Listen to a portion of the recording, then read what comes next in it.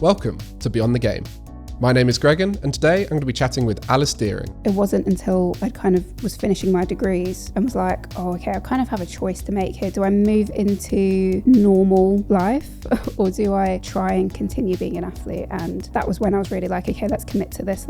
Let's try and be a full-time athlete. And I'm absolutely loving it. I don't think I'm made for an office job, I'm not going to lie. I'd always just wondered if we could learn from women in sport and what they've concluded, whether that could apply into esports well. It personally, thankfully, hasn't stopped me, but it might have stopped somebody else from doing it before. And I hope that won't be the case anymore. You know, as you start to break down barriers, more people will see that, oh, okay, there's somebody out there doing it. I want to try and go and do it better than them. And I sincerely hope that's what happens. It is a timeless console. Like, I feel little like discs that went in. The little handle. And the intro, the like... Yeah, exactly. Oh, bad, honestly. Make sure to follow for future episodes and let us know who you want to hear from next. I hope you enjoyed the conversation as we get to know Alice beyond the game.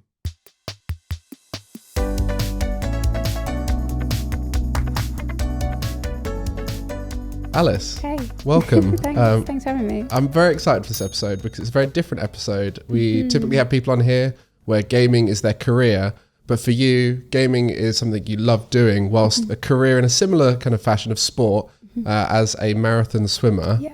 I want to explore your childhood growing up and where you started getting into swimming, how it led to where you are now. So when did you first start getting into swimming? First learned to swim when I was about 4 or 5 years old, just basic learn to swim lessons. I can't remember, there was like 10 people a lesson, half an hour once a week. And then just went through those. When I was 8 years old, my mum put me in with a swimming club. We went along once a week to start off with, me and my second eldest brother. And then, I don't know, we just fell in love with it, both of us. I was 8, he was 13, and we really, really loved it. Did my first gala. It was like the club championships, and I think I got like 2 firsts and a second or something. And it just became something I wanted to do. I never got into it wanting to compete for Britain or go to the Olympics or anything like that. It was just like, I'm enjoying this, I'm having fun, let's keep going with it. But then, yeah, it just escalated really quickly. So now you have competed at the Olympics. Yeah. You know, we fast forward quite a while. Yeah. So you're 8 when you first started competing. Mm-hmm. What point did it start to feel like it could become a career / your main interest? Honestly, only when I was about 22. Oh, really? Yeah. Like, I was in elite programs from when I was about 11 years old. So it was quite intense already at quite a young age, but it was always something that I did alongside my education because it just fit in really well and it was convenient, if that makes sense. Like, I put in a lot of time and effort, you know. I was swimming 8 times a week from 11 years old, so there's a lot to pack in there. But as I got older, it was just kind of like it fit in with education. I got a scholarship to the Royal Wolverhampton School, so did my education and then went and swam. And then went to university, and again, it was convenient to have it at university. And then it wasn't until I kind of was finishing my degrees and was like, oh, okay, I kind of have a choice to make here. Do I move into normal life or do I like try and continue being an athlete? And yeah, that was when I was really like, okay, let's commit to this. Let's try and be a full-time athlete. And I'm absolutely loving it. It's ideal. I don't think I'm made for an office job, I'm not going to lie. Well, there is a common misconception with athletes, especially those at the top of their game, that it's a lucrative career because of the fact football is there and everyone sees footballers and they see, you know, the best tennis players in the world and they see how much money they're all making. But then when it comes to sports, especially those Olympic sports, where you get that big buzz for once every 4 years, and then those sports go off and compete in their world championships and so on throughout the rest of the year. But the chances to make money, because there's not as many eyes on it, there's not as much sponsorship and so on, aren't necessarily there. So the fact that you're able to be a professional in the sport that you've chosen is quite rare, right? Yes, very, very, very, very rare. I'm really lucky. I'm really, really lucky. Was supported by UK Sport for like 7-8 years from when I was about 16 years old.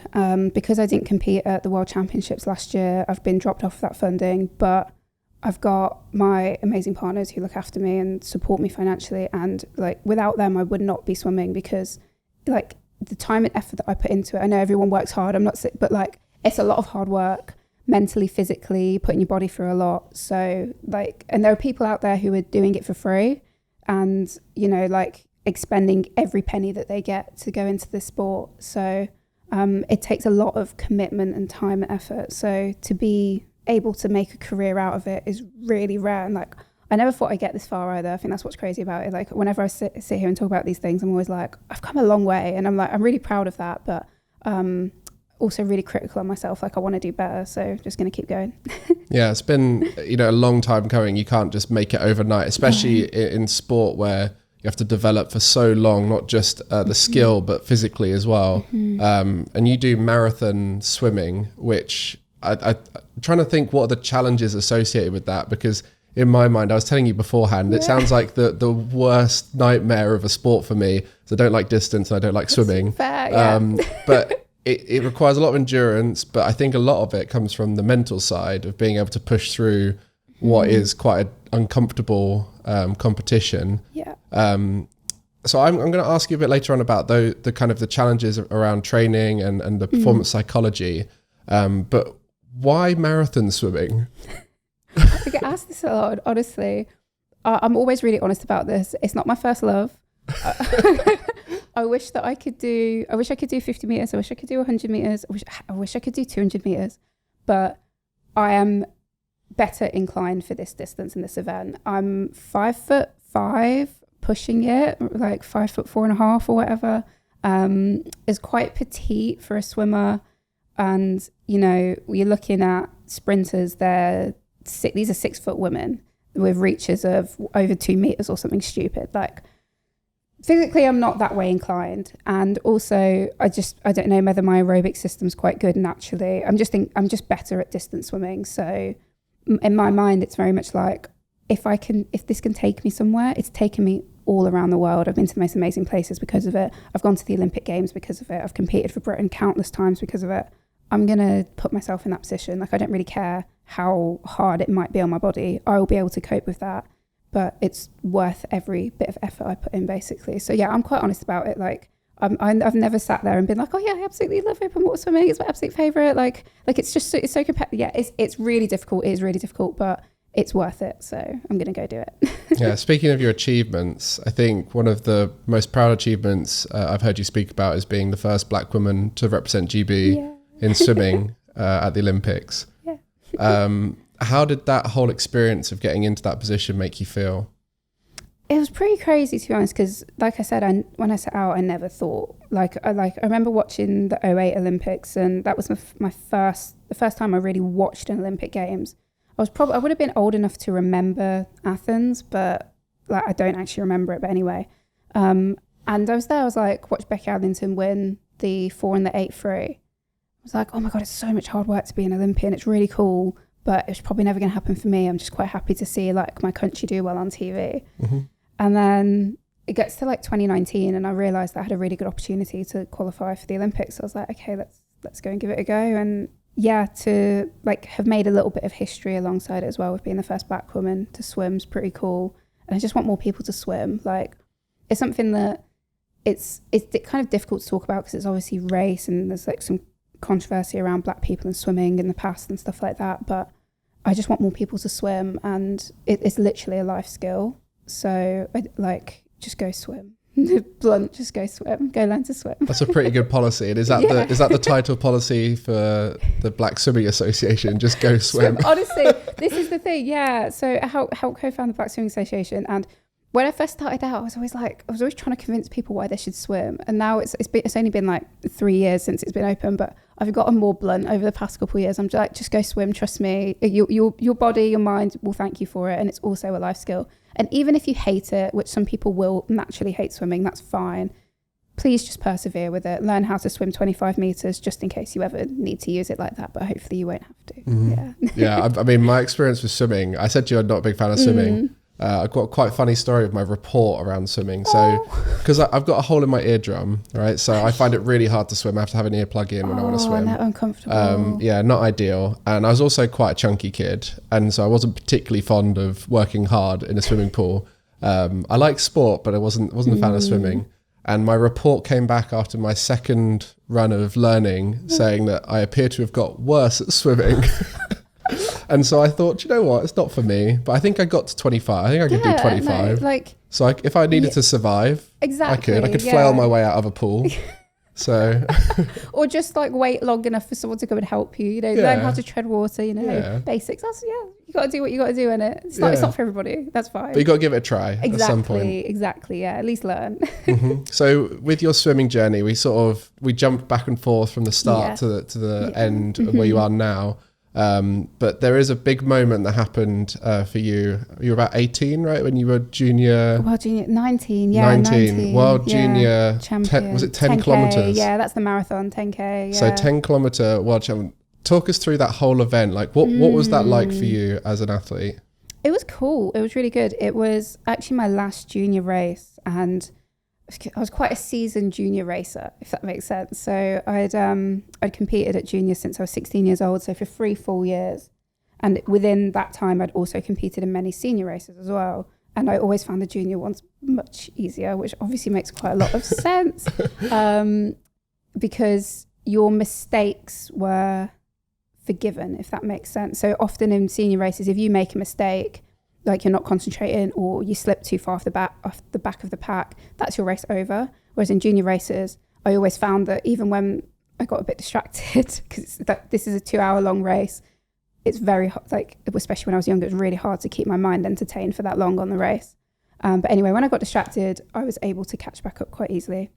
But anyway, I remember on the day of the race, so one of the policies for open water swimming is you have to have your nails cut like short, obviously, because we're swimming around other people. We're all swim as a pack. At one point, like back in the day, people were using them as weapons, like filing them down to points to like scratch and cut people, proper vicious. So now they get checked before we race. I was first to the check-in line, getting my numbers and everything, and I'd cut my nails the night before because I never want the stress of having to cut them there. And the referee was like, they're too long. And I was like, they're not, they're fine. And I think she was a British woman as well. And it was like, because it's a world competition. So, but anyway, and we were arguing about it. I was getting really worked up. I actually started crying. And there was this really kind woman who came over and like cut and filed my nails for me. And I ended up being last out of the room. So I spent about like 40 minutes in there getting my nails cut. And I was crying, like I was really worked up because obviously this is like one of the biggest days of my career so far. Anyway, I walked out and, you know, did the race, won it. It's actually quite a cool video of it. I'll send it to you if you might want to put it in the podcast. I'll check it out, It's me actually like winning the race. It's the last like 20 meters of it. And I moved from 3rd to 1st position in like a little sprint. It was just pretty cool. I remember thinking like, I remember overtaking a girl who came 3rd and was like, oh, okay, I've got 2nd here. Okay, that's decent. And I was like, why don't you try for 1st? And then I was like, okay, let's go. And then like sped up and kicked through and managed to touch out the other girl. But, and yeah, I just, after the race, someone came over and was like, was the girl who was crying about her nails won? And I was like, yeah, that was me. Like, I haven't actually recounted this before. I don't know why I haven't, but like I just remember being so angry and annoyed, but then I guess it didn't affect me too much, so it doesn't matter too much. Yeah. Maybe it relieved some stress, got something out of you. Exactly, yeah, because it's such a long distracted you. Yeah, that's true. Yeah, because I was angry. I was actually so angry. They weren't that long. I will argue to this day they weren't that long. But anyway, but those kinds of things people just don't think about when they see people competing. All the regulations around it, all the like build up and like that moment before a race and how distressed you can feel. And I think that's one of the cool things you can understand in esports as an athlete is the stress that the competitors are going under, which is part of the reason why I brought you here. You're not just here because of your sporting achievements. You're also a gamer as well. And this podcast is all about finding out about people's gaming lives growing up as well. So we'll take a little bit of a pause from swimming and find out about you and gaming. So I know now you're a big League of Legends fan. Yeah. Where did it start? Where did your gaming love start? So for some reason, whatever reason, my mum's always really been into tech and like would always, like when we were growing up, always had like the niche stuff from Japan. And I can't remember what the website was called. Play Asia. I don't know if any of there might be some people out there who remember that website, but she'd always order stuff from Play Asia. And for example, she had the PSP like a year before it was released in the UK because she ordered it from there. And so we always just had video games and stuff like that in the house. Got 2 older brothers. My eldest brother was always really into gaming as well. So I'd play with him. He's like 10 years older than me, but for some reason, and there never felt like there was an age gap. But anyway, so yeah, we'd always play together. My second oldest brother's kind of into it, but not as much. And it's always been part of my life. Like, I remember the GameCube was like my first like love of a console. We had a PS2 as well, but the GameCube, just the graphics for it, just really, I feel like they really spoke to me. I love the GameCube. Oh my God, it is a timeless console. Like, I the feel little like discs that went in, the little handle. And the intro, the like, yeah, exactly. Bad, honestly, such a good console. But I think my mum ended up getting every games console under the sun. Had a gaming PC, played a load of games on PC as well, actually. Like, every time I think about my childhood, it is video games. Really? Like, yeah. Interesting. It's quite like, yeah, I never really went around to people's houses. I had friends at school, obviously, but I don't, for whatever reason, my mum just never really liked me going to the people's houses. I think she's from Africa. It might be a different culture. I don't know. But so I was always very comfortable at home anyway. So I just go home and play video games and like be happy with that. Mm-hmm. And through having an older brother playing video games, did you access games that you shouldn't have been playing earlier than you should have done? Possibly. I feel like I was quite good at censoring myself though, because again, my mum was like quite chilled on that whole front. Like, I mean, they had like GTA and stuff, but I think they might have stopped me from playing it, ironically. When it's 10 years, I feel like they're being a bit more aware of it. Yeah. Whereas when it's like a 3-4 year older brother, they might be a bit sneakier. Yeah. Whereas, yeah, like Robin, my oldest brother, is quite, I guess, protective of me. I mean, he was the one who told me not to have a like feminine sounding name online, not to show that you're a woman in any way. And still to this day, I use that policy. Just, yeah. I'm sure that's something we might talk about afterwards. But anyway, yeah. So I feel like I was very protected. I never spoke online with a mic, still don't to this day. Yeah, so, but I used to go to his room and play like Team Fortress and stuff after school, like TF2. Wow. Like, yeah. Oh my God, I missed that game. Yeah, I haven't seen it played in a long time, but it always used to be a popular one. So I used to go to Insomnia Gaming Festival, and that was the big TF2 tournament every year. And they were always like, it was always so passionate. Like, people who played TF2 are so passionate about that game. And you can hear them everywhere because it's one of those games that they've held on to for so long. They just love it so much. I feel like I'm getting outed. No, it's so true. Is this you? Yeah, no, that is me. Yeah, I feel like I saw an article about it the other day. I didn't read it for some reason, but maybe I dreamt it. I feel like it's making a comeback. I don't know if that's true. I mean, though. It could do. Is it? Okay. Yeah, like a big update. Yeah. Producer Harry says there's an update coming out, so we've got TF2 back on the horizon. I feel like it really set up the whole like that kind of genre of FPS personally. Mm-hmm. I mean, I don't know much about it before, but the humor, the animation, the gameplay, the classes, like, he's playing spy, and when you see the knife change so you can get a backstab, it was so satisfying. Oh yeah.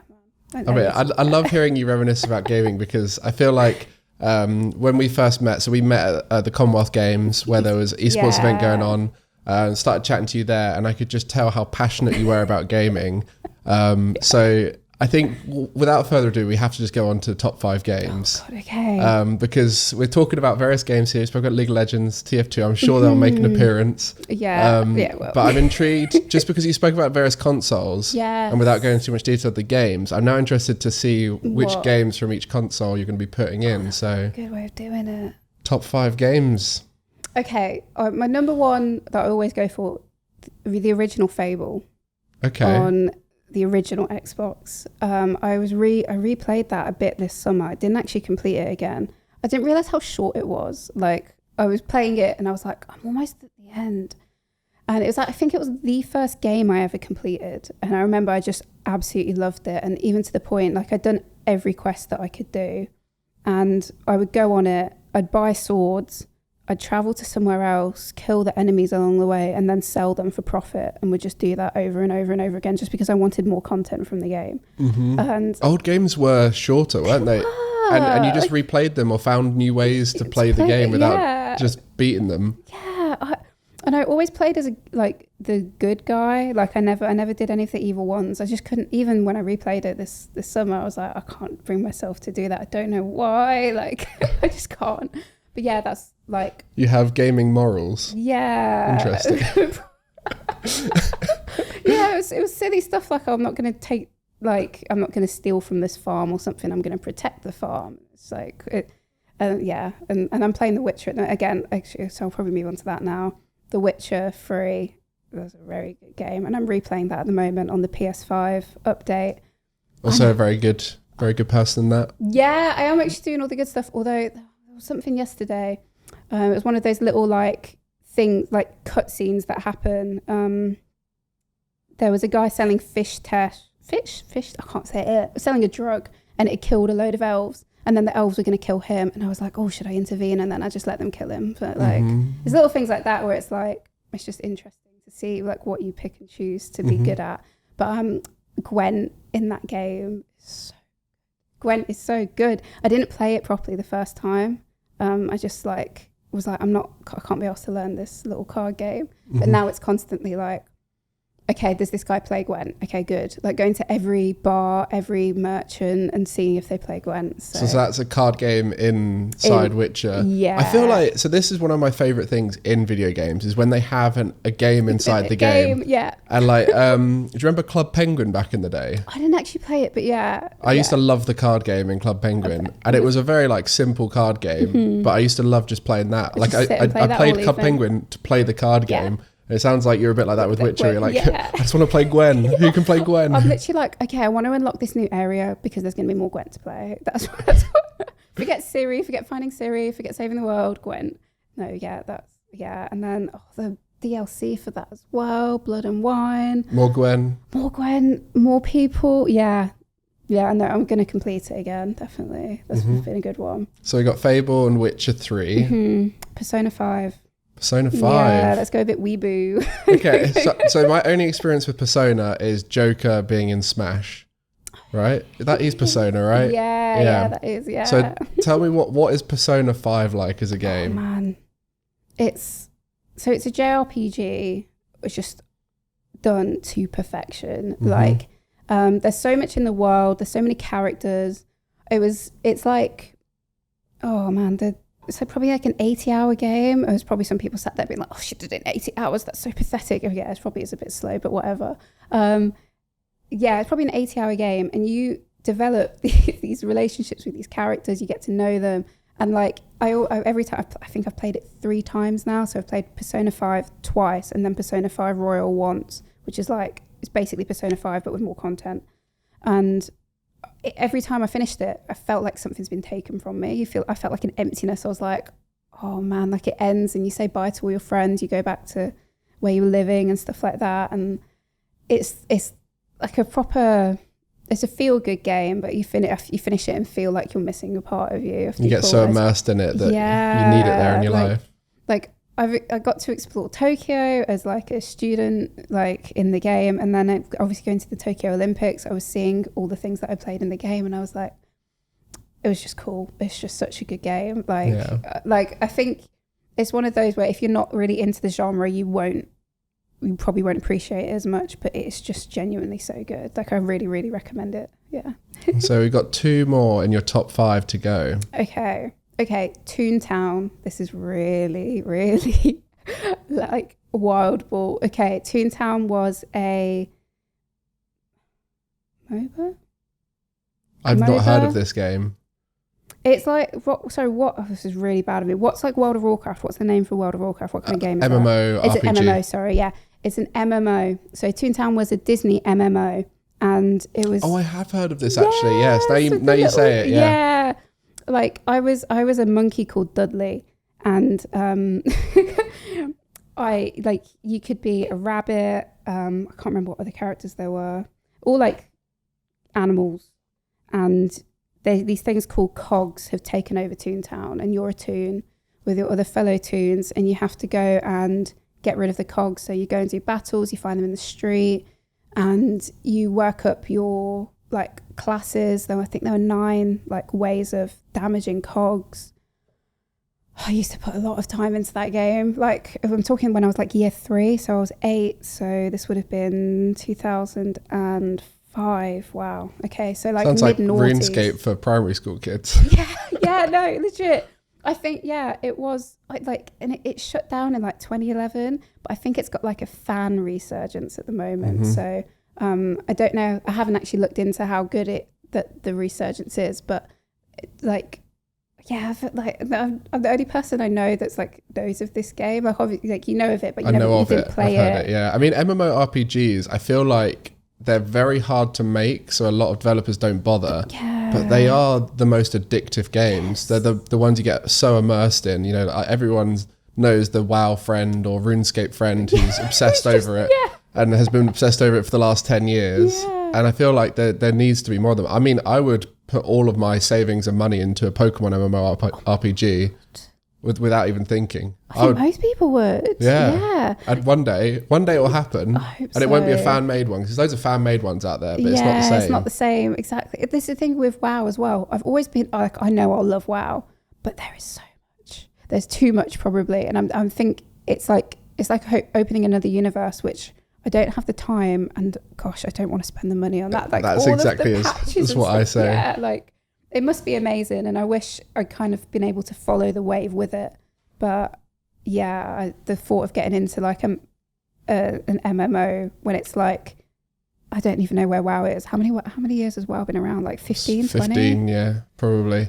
I mean, it's so much content. Established MMORPG is not a fun place to join, because you're always going to be behind everyone. And if you play with a friend who's like, oh yeah, I'll start a new character with you, they're always just going to be pulling you along, like, do this. You just don't fully learn, like, and just try things. Grow with the world. Yeah, that's the thing. I want to grow with the world. I don't want to be thrust into like a mammoth universe. Yeah, and that, to be honest, is one of the big things I feel with League of Legends now. Like, I don't know how new people get into League of Legends now, with all of the heroes or whatever it's called. Champions, is it? Yeah.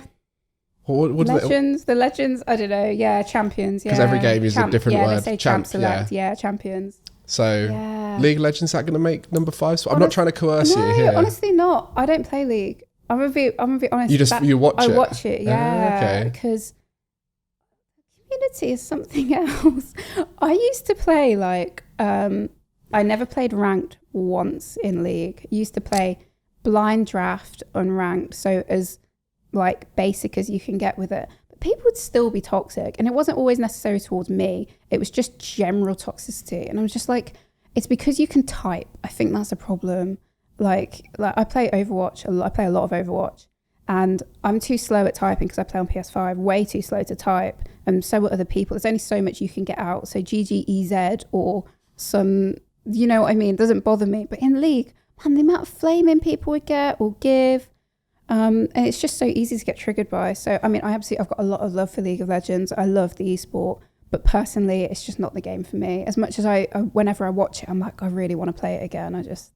I don't want to put myself into that stress. Well, that's the advantage with esports, is you can kind of play vicariously through the team which you support. Exactly, and so I guess we do have to find the 5th game then. I kind of forced League of Legends down you. I was like, you're gonna say this, right? It's just always surprised me, because I feel like games that have got that bigger effect on people's lives would be something that they'll put in their top 5. But for you, sounds like your game experience tends to come through stories, experiences, journeys that you remember. So I'm interested to find out what number 5 is. It's TF2. TF2, okay. Yeah, like I put so many hours into that when I was younger. When I stopped playing it, I had like over 400 hours on my account, and I played a lot on my brother's.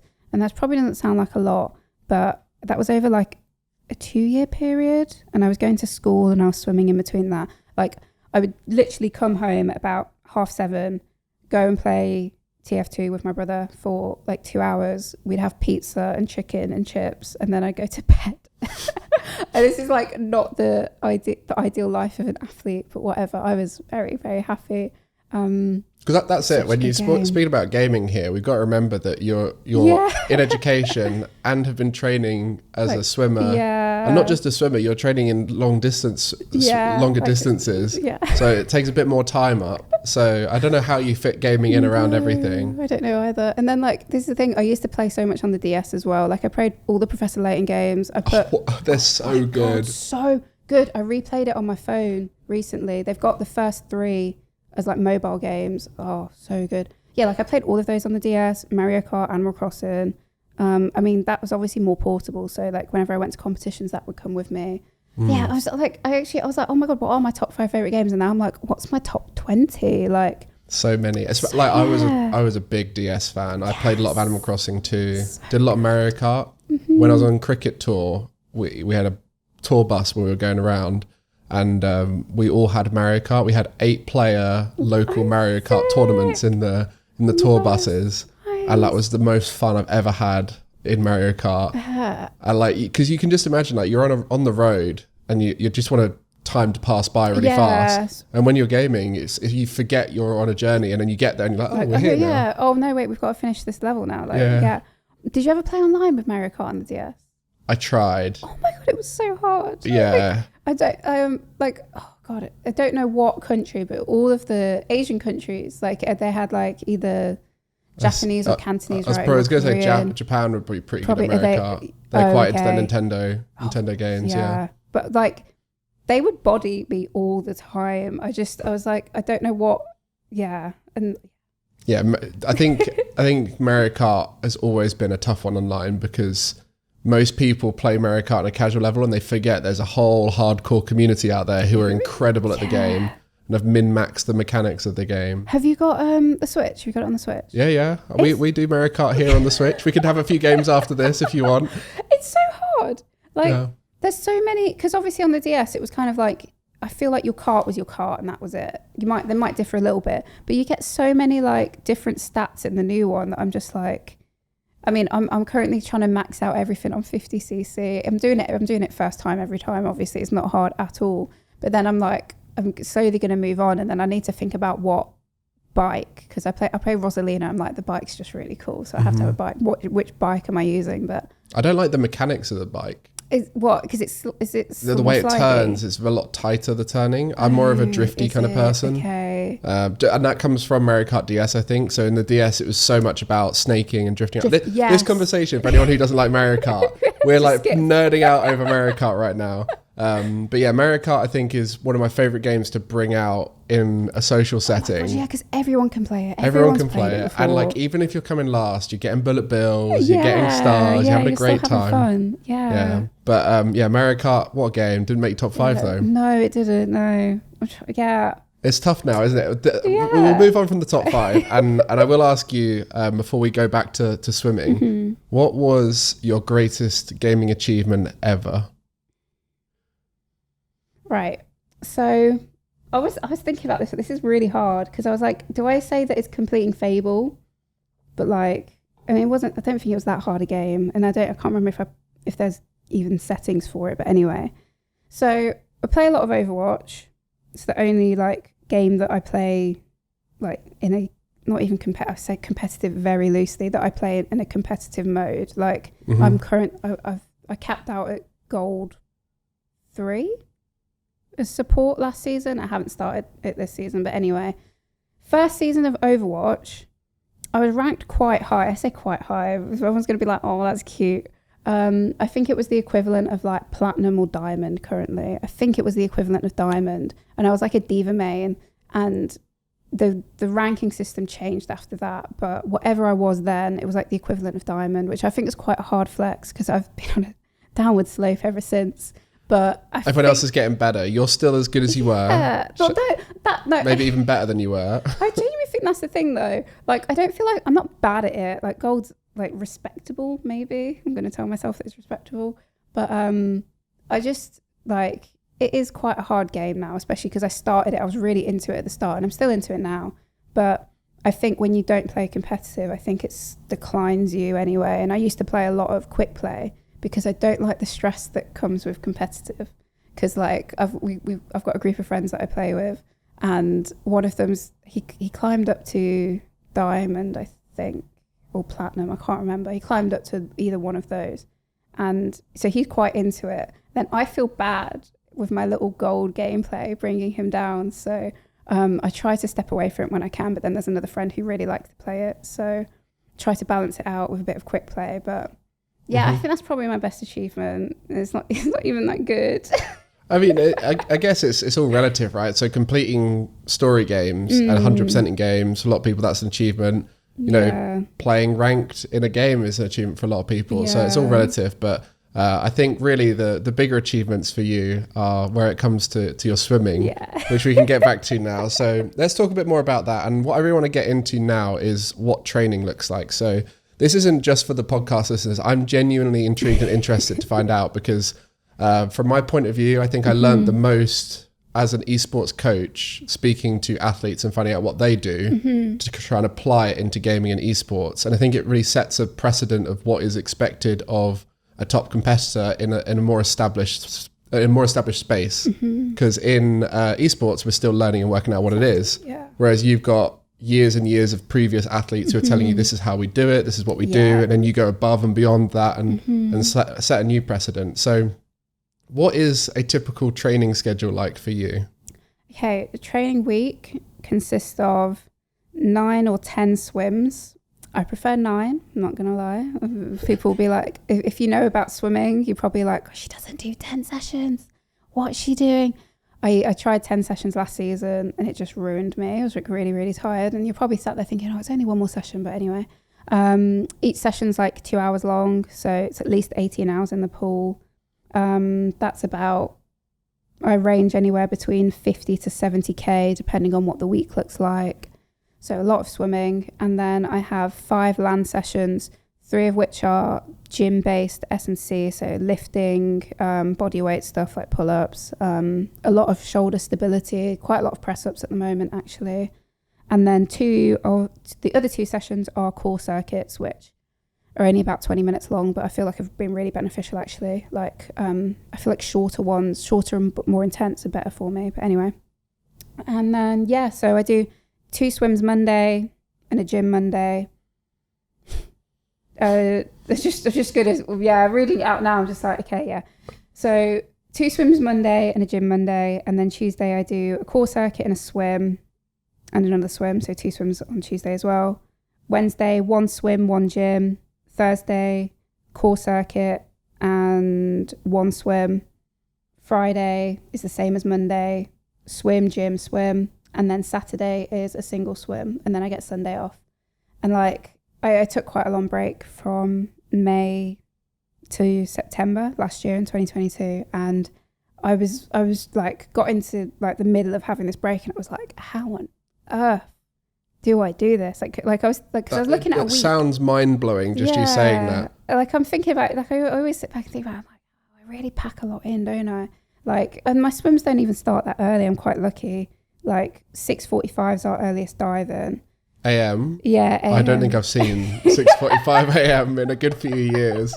Maybe from staying up too late is more likely that I've seen 6:45. That's it's a good life to live. Fair play. Is that because the water's better at that time? Like, is it? So it's one of these weird things where because of the way swimming is, you can get quite a lot of it done. Like, I do marathon swimming, so 10k. I swim like cap out at 70k a week. There are people out there doing my event who swim 100k a week, 110, 120k. Like, as long as your body can cope with it, it will be fine, because the water doesn't give much. Obviously, it's resistance, but it's not weight bearing. So it's not like running where your joints cannot go through that kind of sustained pressure. So because of that, coaches realized quite a long time ago that you can get quite a lot done, and that in theory will make you better. That I personally think that caps out at a certain point. It has to. There's going to be a point of diminishing returns where you could do another 10k, but there might be something you could do elsewhere that would be better for you. Exactly. Yeah. Like my logic is, if swimming more meters makes you a better swimmer, then there will be people out there who are doing 200, 300k weeks. Yeah. Like that. Like there has to be a point. Yeah. So that's why I think personally for me, like I've found with my coach, I'm in a good range at the moment. I really like it, because it's all about keeping my mind happy as well. Yeah, because that's something that we have in esports quite a lot of. The hours grinded equals performance, but then there's that sweet spot where actually you could spend an hour doing a gym session or doing a performance psychology session or doing replays rather than playing, which would help you more than having an extra hour of gameplay. So it is interesting, because that does apply very closely into esports, because we had that quite a lot in Rocket League. Rocket League is one of the hardest games to grind, because it's very mentally tiring. It's very fast paced. Yeah. There's no downtime, not like in a lot of games where when you die you have that downtime, or in games like League of Legends there's a lot of like mindless points where you're just farming and stuff. Yeah, and you're waiting for things to happen, whereas in Rocket League it's constantly constant. So people find it quite overstimulating. Same thing with fighting games as well. They find a similar kind of thing where grinding for more than 8 hours in a day is tough. So typically they'll like in Rocket League, typically players will do about 50 hours a week of Rocket League at max.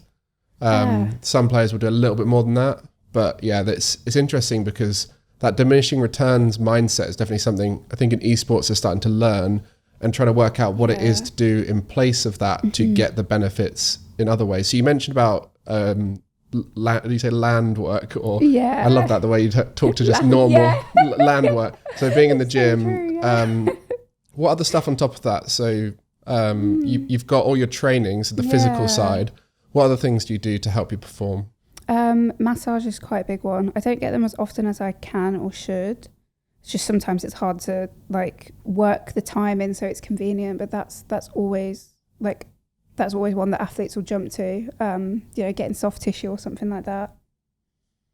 I mean, for me it's video games. Video games to relax. Just to take your mind away from something else, like a different stimulus, because I've obviously put my body through so much.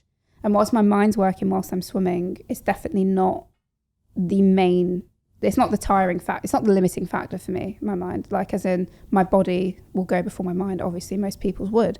But I think for esports, I'd say like just getting exercise in, making sure, because it does make you smarter, right? Like if I say that, people will be It's interesting you say that, because there's just a documentary that's come out called Mind Gamers. It's on Prime if anyone's interested to see it. And some scientists got people who specialize in mind-based activities. So chess, memory. Yeah. There was a Street Fighter pro and Mahjong player. Nice. And then they had, I think, 77 other participants who didn't get documented in the documentary, and got them all to do exercise for 5 months and see their improvements before and after. Yeah.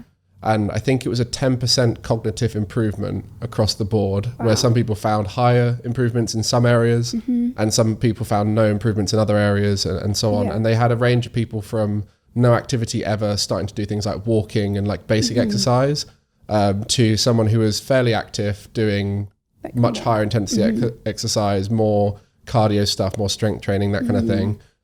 So it's interesting because it is starting to get studied now. Yeah. And I think where you find gaming helps you switch off from sport, I think a lot of gamers should look into physical activity for the benefits the other way. Yeah, I definitely think so, because it's a big change of stimulus. Like I go from ploughing my body up and down a swimming pool for 2 hours to sitting on my sofa just using my hands and my brain, which like I really like the quite sharp contrast. I don't know whether that would be something that other people might like, as in like flipping it for them, where if you're just sat at a PC, maybe going and lifting something in the gym or something, or going for a swim. Yeah, I just think like the more that you put into your body in different aspects will just help your overall performance. That's how I see it, because it's a holistic, like you've got a lot going on in you. If you take a holistic approach to things, you'll find things like, I don't know if you've heard of like the 1% like theory in sport, that if you improve 10 things by 1%, that's better than trying to improve one thing by 8% or something like that, because it's much more realistic to improve something small by 1% and then do that over loads of little things, rather than trying to focus on one big thing. So that's kind of how I've like seen, like especially like performance lifestyle, just learning to take a step back, because it's a lot. Yeah, I like that mindset. I think it's something that it's easy to forget. You can very much hone in on one thing and really try and focus on that, but then if that goes wrong, then that's a lot of emphasis on one big thing. Exactly. It's a good idea. I might have to implement that one myself. That one's going to be the new coaching methodologies. But no, the interesting thing for me with the training is the consistency over a long period of time. We mentioned how you've been doing this since, I mean, you've been swimming since you were very small, but you've been competing since you were about Well, 11. Oh yeah. Was it 9 for competitive, but then for GB since I was 16. So God, nearly 10 years. Yeah. So you've been competing for a long time, and the long consistent build up. You mentioned how you had a little break before. How frequent are your breaks, and have you just been swimming consistently for the last 20 years? So typically in swimming you take like the month of August off roughly, so you typically get about 4 weeks off, and that's considered like a good enough break every season to just keep going through. But then since COVID, like both myself and my coach, and I like to say other coaches probably have as well, but I don't know if they have kind of picked up that you can take a prolonged amount of time out of the water and still get back in and swim fast, especially in older athletes, because I'm 26 in April, so I'm currently 25. I've been at elite club since I was 11 years old. So that's 14 years of like practice swimming. Like, so that's not just going to go poof if I take a couple months off. And that's kind of the logic that we applied back in May in 2022. And it was really good for me. Like, I really enjoyed it. I went out and did everything I wanted to do, went on like numerous holidays, had a really good time.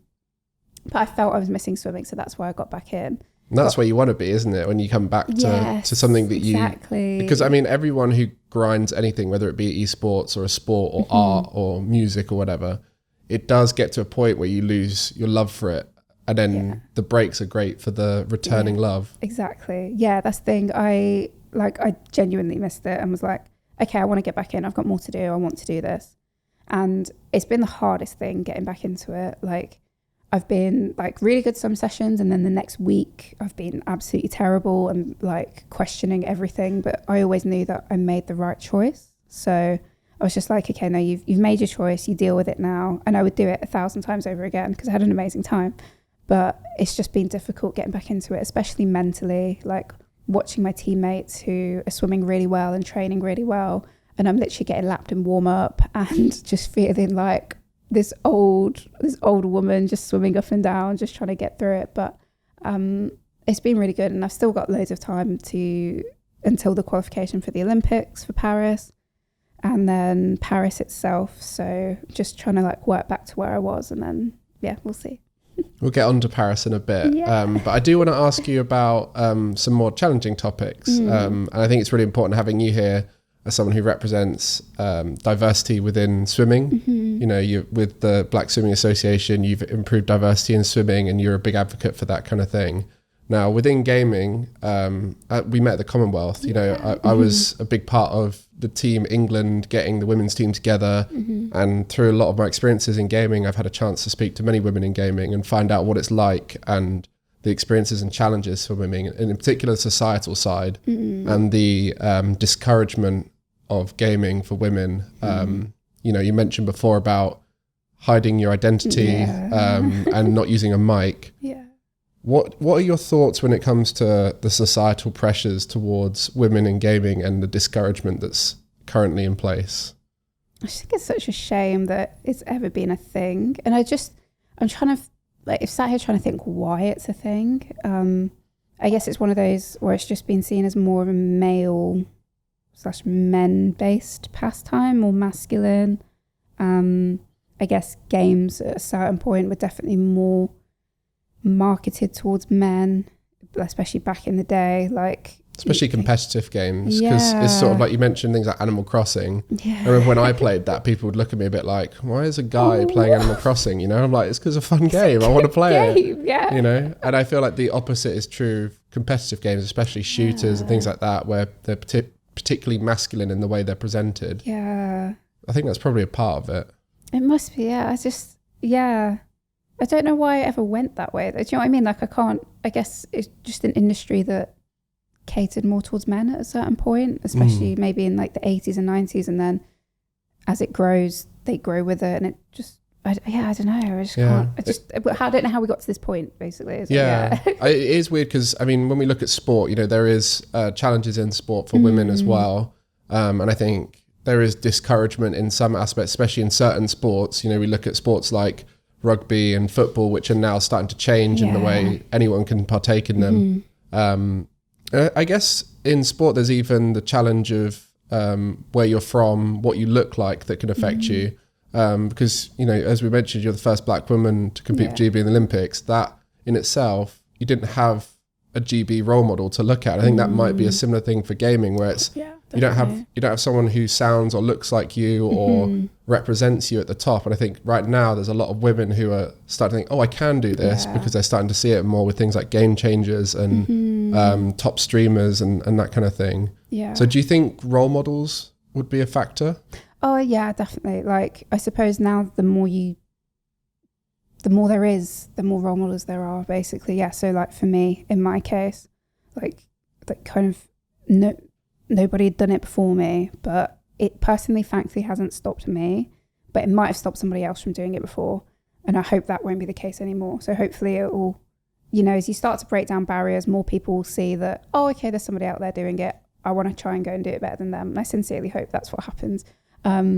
So yeah, it just keeps progressing in that way. But I suppose, you know, with things like Twitch, like Twitter, even Reddit, there are so many avenues that women can get out there and either, like present as a woman or just not, or just, you know, put a mask on or something, but still play video games and still express themselves. So it's pretty cool to see that there are options now for us. But I guess in some ways, like some of the toxicity from certain parts of the community, and it's annoying because it's obviously quite a small amount of people, but it's strong enough to stop people from wanting to present themselves however they are. I think it's interesting now with Valorant doing an amazing job of inclusion with Game Changers, and one of the things that I've been really enjoying is seeing top high ranked Valorant male streamers and YouTubers, and just it being normalized that there is a female voice in their comms. And I think that's something that will change over time and be more common. So, you know, you're seeing Radiant Gameplay, the top rank of Valorant, and they'll be coming like you do normally. And because one of the Game Changers players has had the opportunity through Game Changers, is now at a level where they are good enough to compete at the top, is now competing in ranked alongside these top players. I think the fact that's being normalized through Valorant is amazing. And in Rocket League right now, we've got the women's carball, we had the Commonwealth Games, we're getting those opportunities.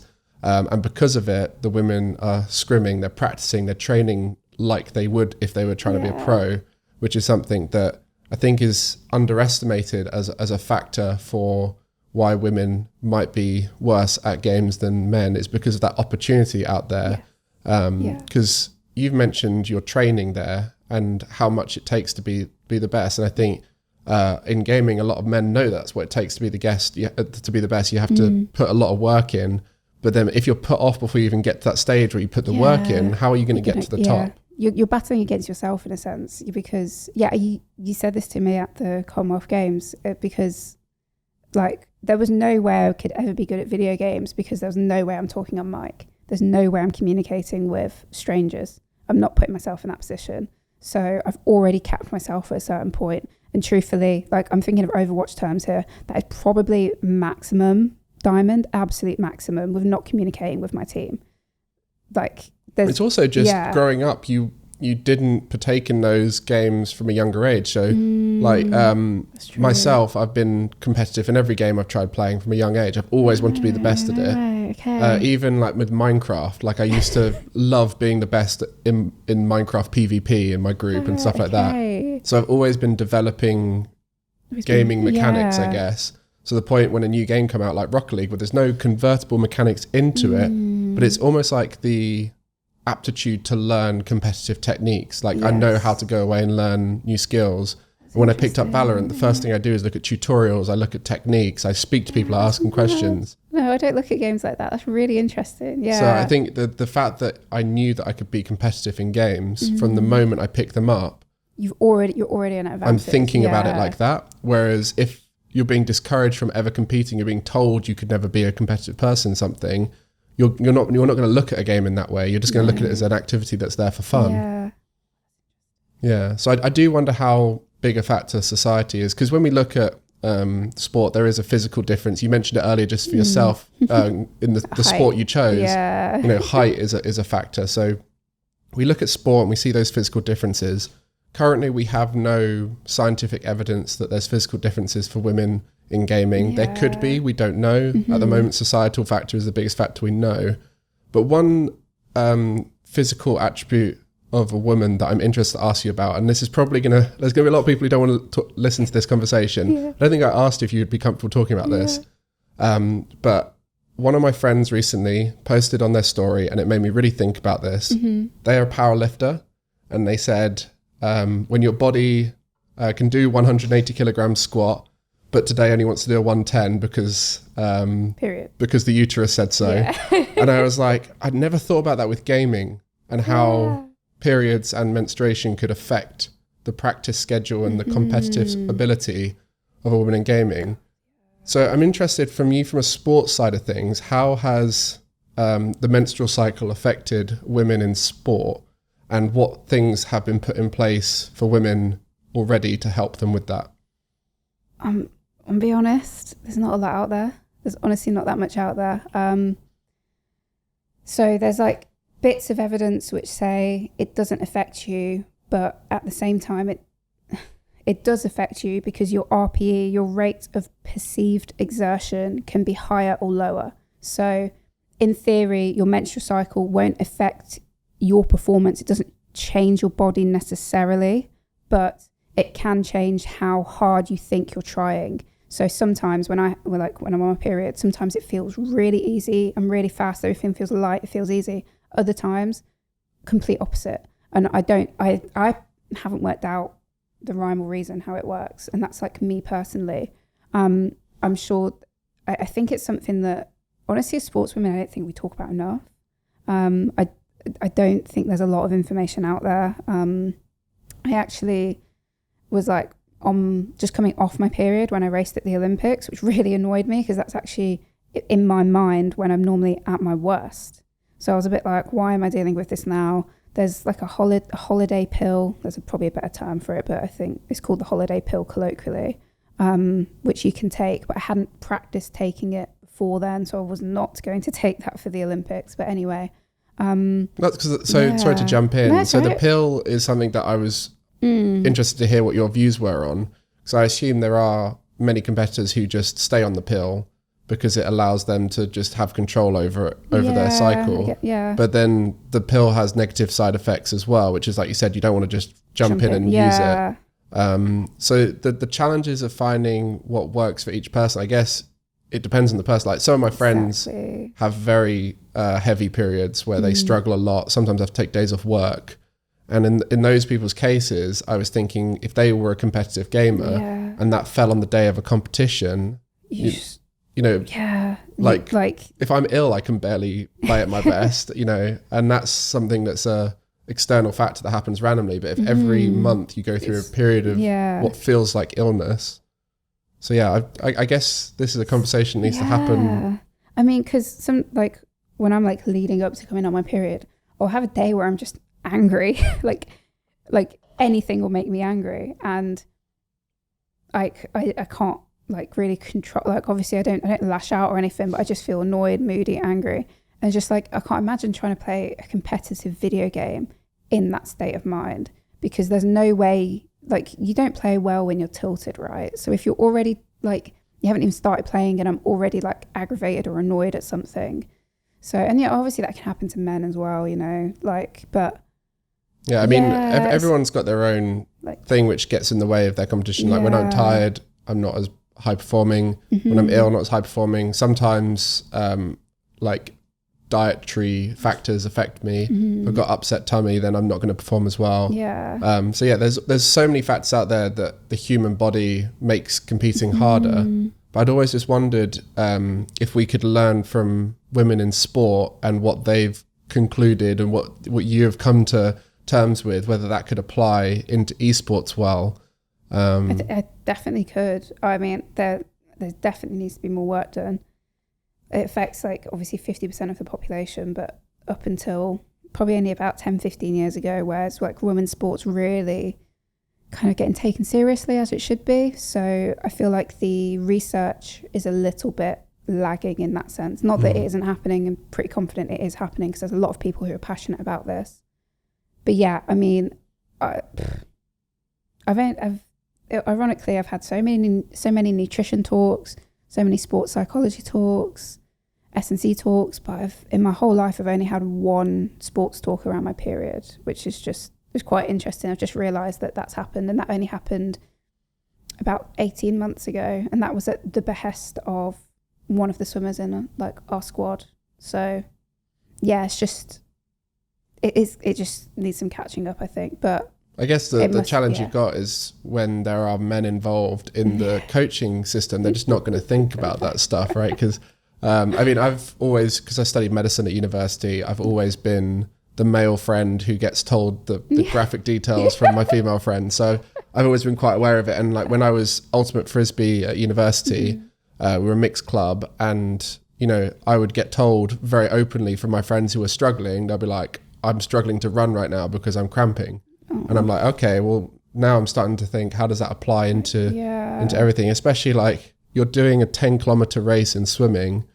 Anything that affects you consistently for every like stroke of that race, that adds up. Yeah. And so it is interesting. I guess we'll move on from this conversation because the conclusion is it needs to be spoken about more, and we need to find out more about it. And it's definitely a conversation I want to open up more. And I think that comes from my medical mind of like I want to understand the human body and what it can do in gaming and what we can do with science to improve it.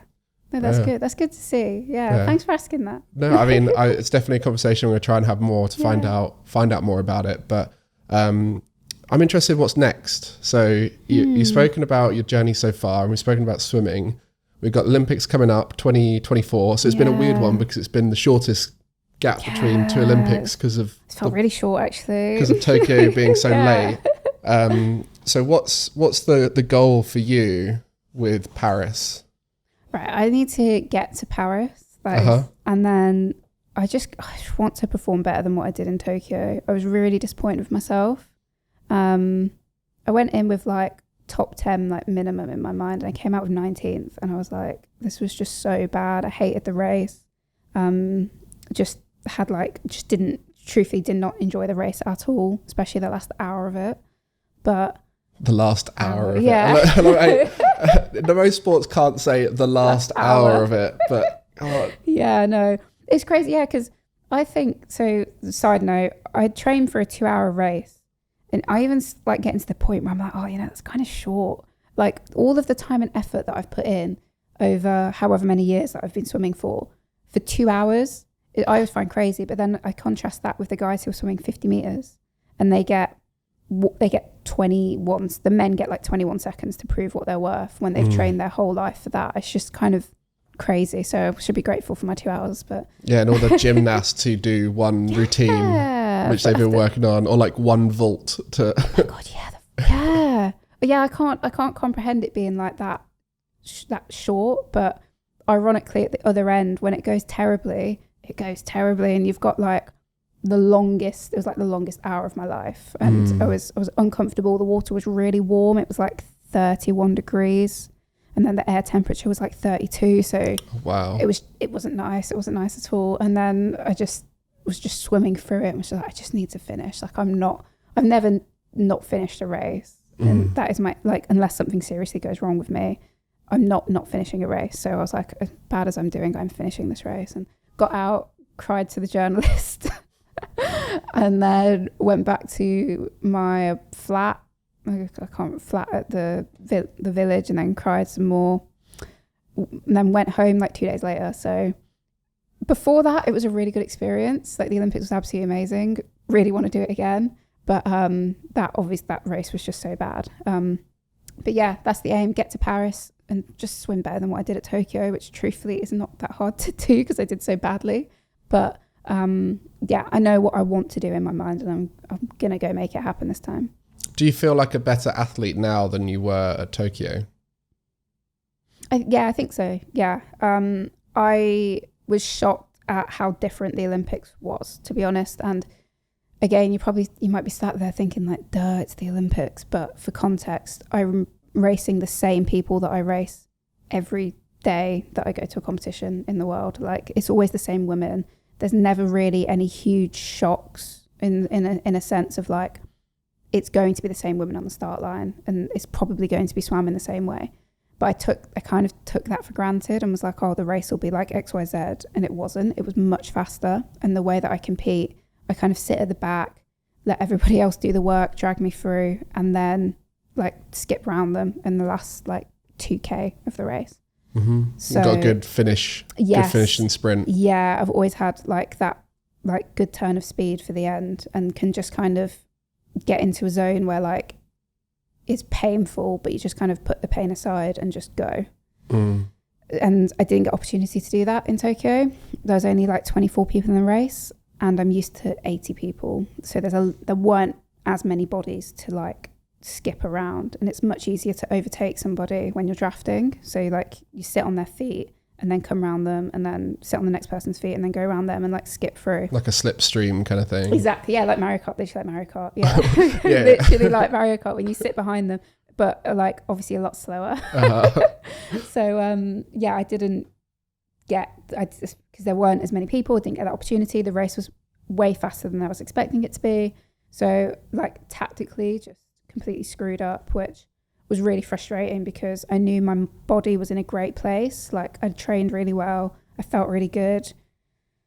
So yeah, but never mind. So I guess that's sitting there as motivation constantly for the next Olympics. Yeah. Have you changed anything in your training now compared to what you did in the lead up to Tokyo? Yeah, I have. I've changed the training model that I'm doing. So leading up to Tokyo, I actually did even less meters than what I'm currently doing, but it was based around my physiology, so it was very individualized. And you do these tests and then it comes out with how you should train. And for me, it was saying that I should do like 40K a week, which like that's what 100 meter swimmers do. So, you know, I'm going like I'm going 100 times the distance, but I'm doing like the same meters as them. But I mean, honestly, like it genuinely worked for me because I was happy. And that's the thing I've realized. I can kind of do any training. My body will get to the right place, but I've got to make sure my mind's there with it and I've got to make sure I'm happy. So the following year after Tokyo last season, I tried to go to the standard distance model, which is, you know, 10 sessions a week, 80K a week, loads of meters, consistently swimming, and then just broke down off the back of it because I was hating it. So this time I've came back and I've been like to my coach, I want to cap out at this. I want to stick to mainly 9 sessions. We can go up to 10 a couple times in the year. I don't think I need much more than that. And he's listened to me. And I think it's really been paying off. Like I'm just only getting back into racing now, but I'm already racing the same times that I was racing last year. And I hadn't taken 5 months off last year. So yeah. Yeah. Exciting. Well, I've now got a reason to tune into the marathon swimming because I'll be cheering you on. Well, it's going to be really pretty in Paris. It's going through like the River Seine apparently, and we're going to be like by the Eiffel Tower and stuff like that. So it's going to be an interesting one, like definitely because I think it's like a straight line with the race as well. So again, it's going to be really fast paced. So at least I guess it's quite still a river, and then which is basically like a pool because I don't think it's a very wide river either. And it's got banks on either side, so like it's basically a swimming pool, but it's just like a 10K length. So what's the different experiences like in different types of water? Because Olympics is in the summer, so typically the water will be warm. You're training all through the year, so I barely train open water. Okay, you don't train open water much. Yeah. Okay, is that because competitions tend to be in the summer, or is it just not worth doing? Or a little bit of both. So in my mind, I'm like, I need to know where I'm at when I'm swimming, if that makes sense. So like in the pool, it's obviously always 50 meters or 25 meters. That's not going to change.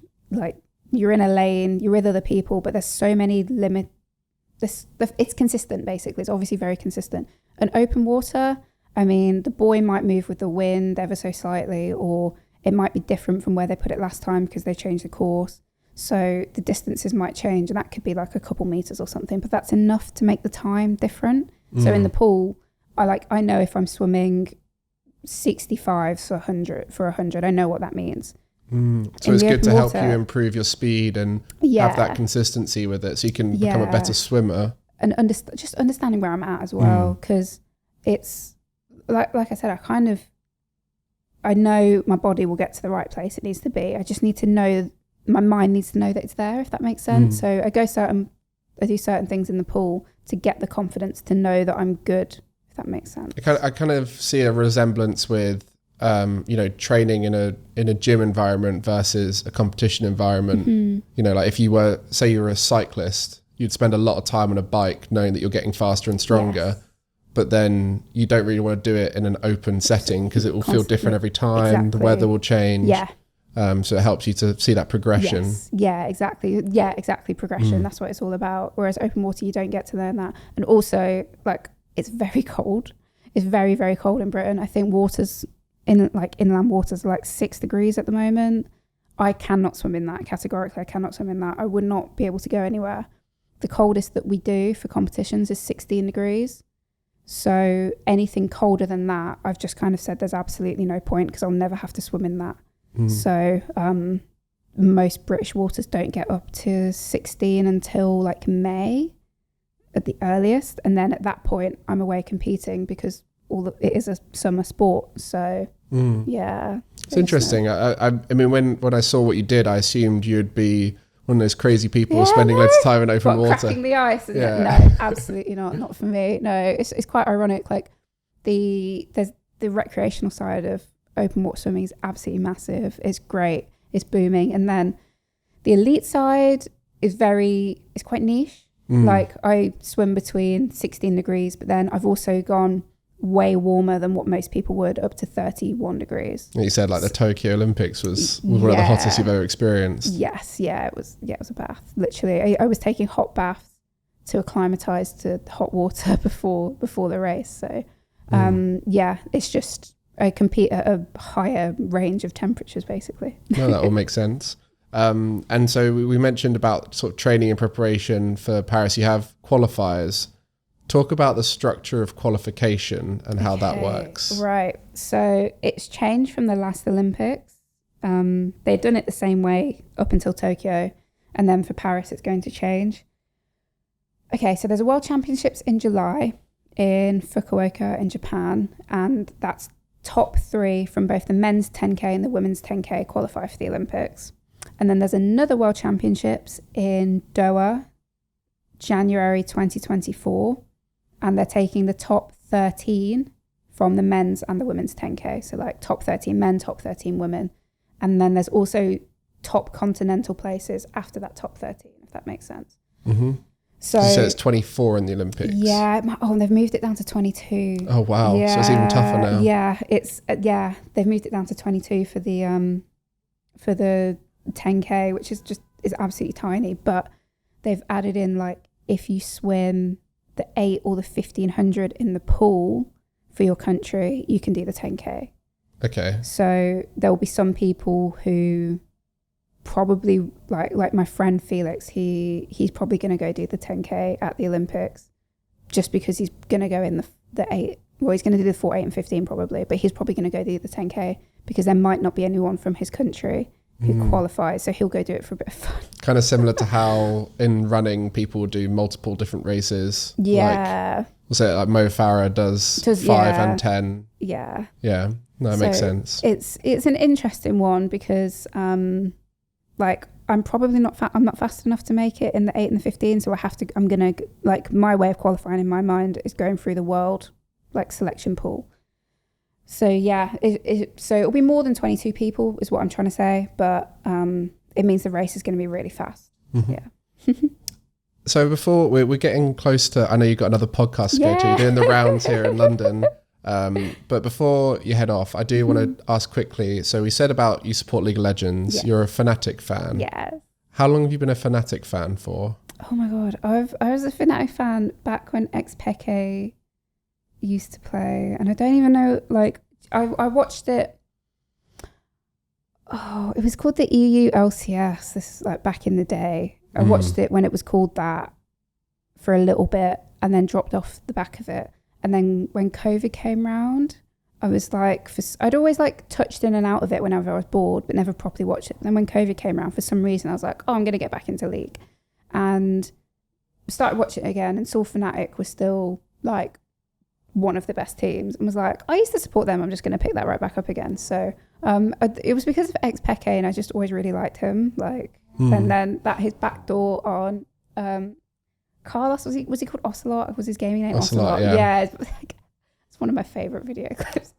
I'm gonna have to look that one up. Have you not seen it? I've not seen it. Oh my god, it's probably like, I think it helped make G2 and the FNATIC rivalry, didn't it? Like, that's perfect, because they've been rivals for so long. Yeah, I think that was the founding of that moment. That ex-Peke backdoor. He was Cassidin, and he teleported into their base and killed their nexus whilst they were like on the other side of the map. Oh, that's incredible. Yeah, so I don't understand League of Legends that much, but I understand that as a concept. Yeah.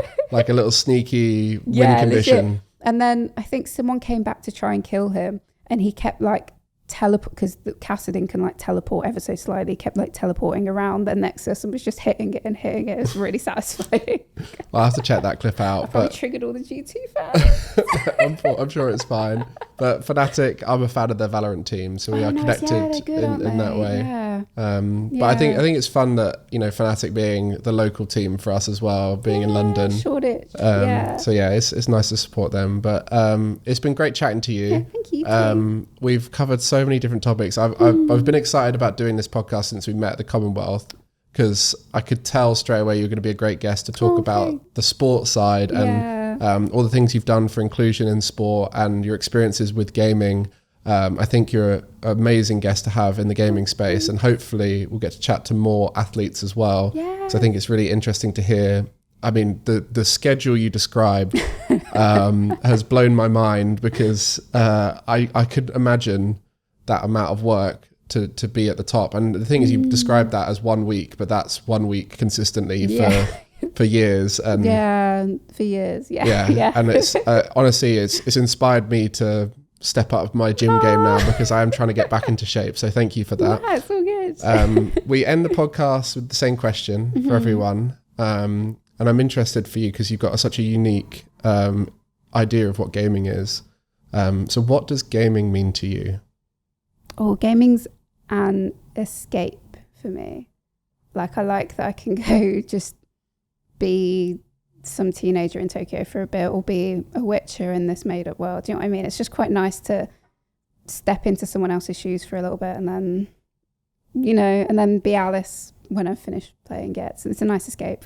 Sounds corny, but yeah.